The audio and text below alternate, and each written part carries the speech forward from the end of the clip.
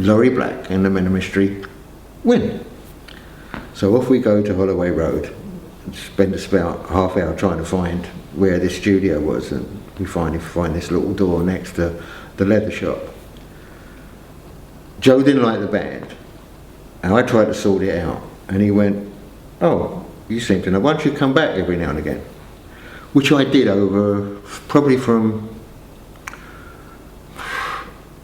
late 62 to late 63, where I met Ritchie, and I met Big Jim Sullivan, and I met a load of people that become very important in my life. The Joe thing was very weird because he never paid me, and I never officially worked for him, but I'd turn up 3 days or 4 days a week, and then I go to him and say, "I need 100 quid, and he'd give me £100. And he said, "You've got to come and see this band called Freddie Starr and the Midnighters." So up I go to Liverpool, see this band Freddie Starr and the Midnighters. And Freddie did Little Richard's act. That was the thing they did that night. But then he started singing, and I thought, oh, this is great. Joe evidently hated Liverpool acts, but he wanted a Liverpool act. So I said to Dave Adams, "Look, they're playing down at Streatham Ice Rink, come down and see." So anyway, Freddie Starr and the Midnighters ends up signed to Joe.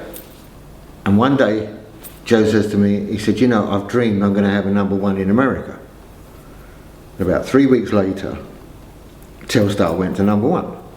And I sent him a telegram, as it was in those days, just saying, "Dreams do come true." So that became Hind's first single, which Ritchie Blackmore played on. But it kind of went on, and I drifted away from Joe. I got fed up with him. I'd go all the way from Cockfosters to Holloway Road, and he wouldn't open the door.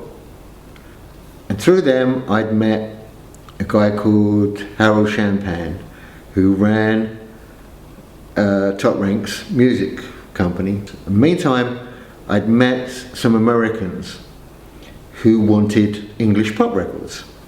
So I thought, I can do that, especially give me money. So I ended up making things like the Sessions and the Outlaws after they'd left Joe. Things like that, in which Ritchie was always the guitar player. Chaz Hodges was nearly always the bass player.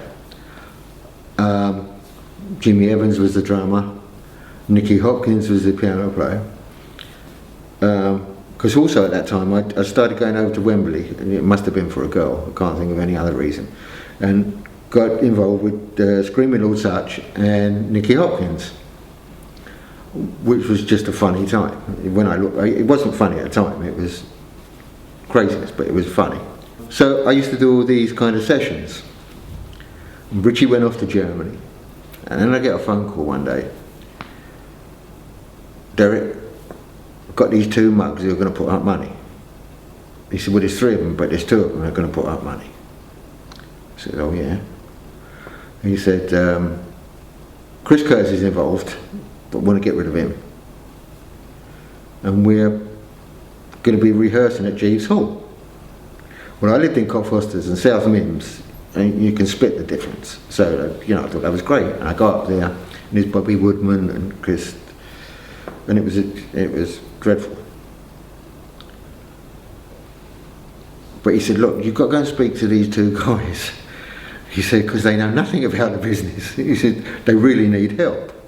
He said, "You can produce, and you can do the deals, or tell them how to do the deals."